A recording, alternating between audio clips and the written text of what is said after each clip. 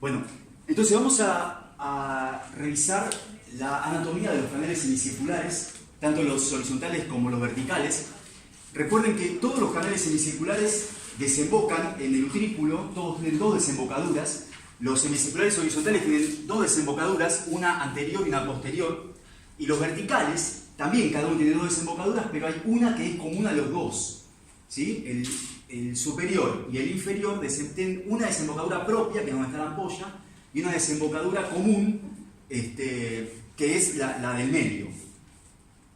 Los canales semicirculares horizontales, entonces tienen una desembocadura anterior y una posterior, y la ampolla está en la desembocadura anterior.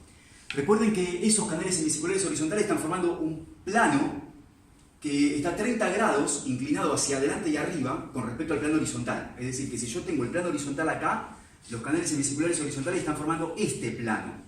Y la desembocadura anterior tiene la ampolla, y esa desembocadura anterior está un poquito por encima de la desembocadura posterior. En esa ampolla están las células ciliadas, y esas células ciliadas tienen su quinocilio del lado del utrículo, es decir, están dispuestas de esta manera. Entonces, el quinocilio en este canal está de este lado y en este canal está de este lado, ¿sí? En los dos casos están del lado del utrículo. Entonces, en esos canales semicirculares horizontales, cuando la cabeza gira, por ejemplo, para la derecha, el canal gira junto con la cabeza, es decir, los dos canales hacen esto. Y la inercia de la endolinfa hace que se quede quieta y, por lo tanto, con respecto al canal, la endolinfa es como si se moviera para este lado. Entonces, mientras la cabeza y los canales giran para allá, la endolinfa se queda quieta y es como si girara para acá.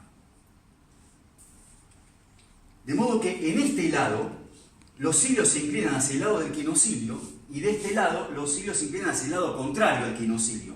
Por eso, cuando la cabeza gira para un lado, de ese lado hay una despolarización y del otro lado hay una hiperpolarización. Y esto va a cambiar la cantidad de glutamato que estas células ciliares están descargando. De este lado se va a descargar más glutamato y de este lado se va a descargar menos glutamato y se va a activar la vía de este lado y se va a inhibir la vía de este lado. Eso para los canales semicirculares horizontales. Si pensamos en los canales semicirculares verticales, tenemos un anterior que es este y un posterior que es este. Como les decía, tenemos una desembocadura en común. Ambos desembocan en el utrículo, hay una desembocadura común, y las ampollas están en la desembocadura que es propia de ese canal. Es decir, en el canal semicircular anterior o superior tenemos la desembocadura en el lado la ampolla en la desembocadura anterior, y en el canal semicircular posterior o inferior tenemos la desembocadura en el lado posterior. Recuerden que estos canales semicirculares no están formando un plano, sino que están formando más o menos 90 grados entre ellos. De modo que si yo estoy mirando la cabeza desde el lado derecho, estos canales están como saliendo del plano del pizarrón, ¿sí? Entonces esta desembocadura de acá la tengo más adelante que la desembocadura común y esta posterior también la tengo más adelante. Es decir, están de esta manera dispuestos. Y si vieran los del otro lado, estarían metiéndose en la pared. De modo que este canal semicircular posterior y el canal semicircular anterior del otro lado están más o menos en el mismo plano, y lo mismo pasa con este y el del otro lado, ¿sí? Están más o menos en el mismo plano. En estos canales semicirculares, las células ciliares están dispuestas de modo tal que el quinocilio está del lado contrario al utrículo, está lejos del utrículo. En los dos, ven que acá tenemos el quinocilio lejos del utrículo y acá también el quinocilio lejos del utrículo. Entonces, en este caso, piensen que del otro lado pasa exactamente lo mismo. Si la cabeza gira, por ejemplo, hacia adelante, como hacemos así, los canales giran junto con la cabeza y por lo tanto la endolinfa es como si girara para el lado contrario. Es decir, que la endolinfa haría ese movimiento, ¿sí? Si la cabeza gira para acá, con respecto al canal, la endolinfa hace esto. Y en el otro canal hace esto. Ven que el canal gira para allá, entonces es como si la endolinfa girara para acá. De acuerdo con este movimiento, entonces, y con esta disposición de las células ciliadas, en este lado los cilios se inclinan hacia el lado del quinocilio. O sea que si yo giro la cabeza hacia adelante, las células ciliadas del canal semicircular anterior se despolarizan.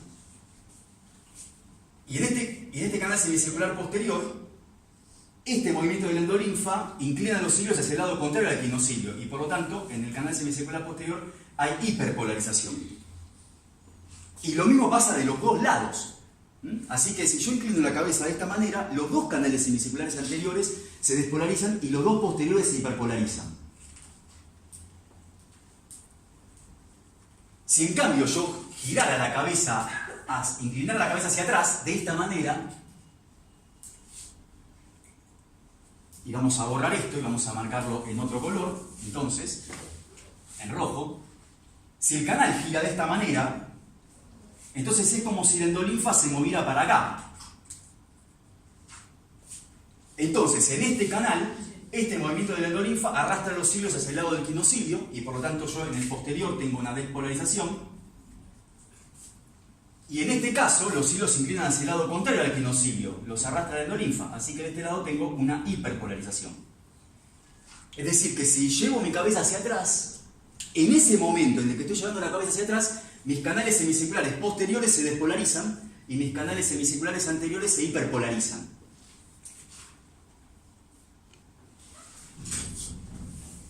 Si ahora miramos la cabeza de frente, ¿sí? Ustedes me están mirando así ahora, de modo que ahora este es el lado derecho y este es el lado izquierdo.